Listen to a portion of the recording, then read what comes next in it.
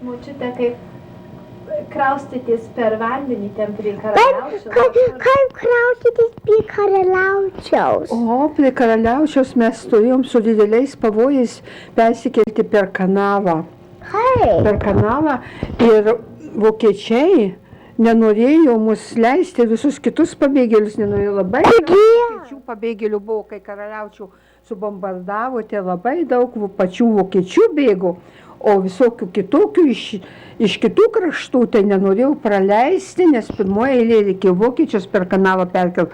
Kanalas neturėjau nei laivo, nei tiltų neturėjo, su tokiu keltuvu kelį. Kur neturėjo tiltų? Neturėjo, ten nebuvo, toj vietoj, kur mes turėjom, nebuvo. Subombardavo? Ne, iš vis tai nebuvo, tik tai su keltuvu keldavo toj vietoj, kur mes turėjom praeiti, tai tik tai keltų galėjau, tokio specialių keltų per vandenį į kitą pusę.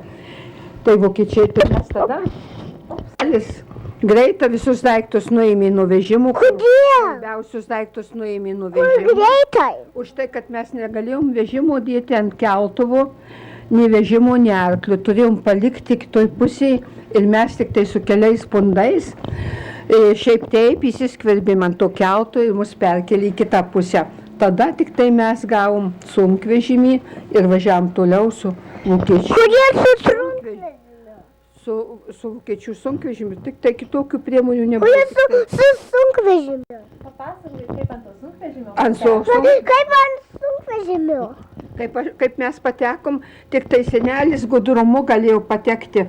Pirmiausia, tai jis turėjo daug, reiškia, geros mėsos, tai jis pirmiausia pavaišino su ta mėsa kiauliena, pavaišino visus tuos vairuotojus ir tuos administratorių, kuris turėjo tą sunkvežimį, o paskui tik tai, kada pavaišino, tada jisai prisikalbino, kad paimtų mane ir jį ir porą pundų ir mes ant to sunkvežimių sulipom, o ten buvo tiek daug žmonių iš Karaliaučiaus pabėgusių vokiečių, kad nebuvo kur nei koją pastatyti, nei nieko, tai šiaip taip susispaudėme ir kur tik tai koją dėjau, ten žmogus niekur tiesiog ir bijojau vokiškai kalbėti, nes vokiečiai labai nekentė visokių kitų kraštų žmonių. Kaip juos vadino?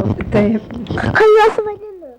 Kaip auslenderiais mus vadino, auslenderių nenorėjo ir sako, čia važiuoja išdavikai kokie, mes neturim kur padėti savo žmonių, bet tėvelis, tavo senelis, Juozas Pautienis mokėjo labai gerai vokiškai, tai jisai tik vokiškai gražiai kalbėjo, čia sako, mano žmona yra, reiškia, laukia kūdikio, tai ją reikia būtinai jai duoti, reiškia, vietą, kur pabūt.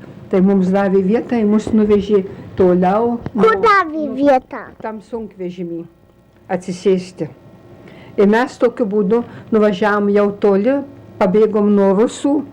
O ko tas arklys buvo? O tas arklys liko kitoj pusėje. Kodėl? Ir senelis nusiuntė žmogų, kada jau mus perkelė į kitą pusę kanalo, tai pasamdė vieną žmogų ir sako, tu nuveiki, vokietį, nuveiki aną pusę kanalo ir atveski man arklį. Tai aš tau duosiu, sako, didelių dalykų.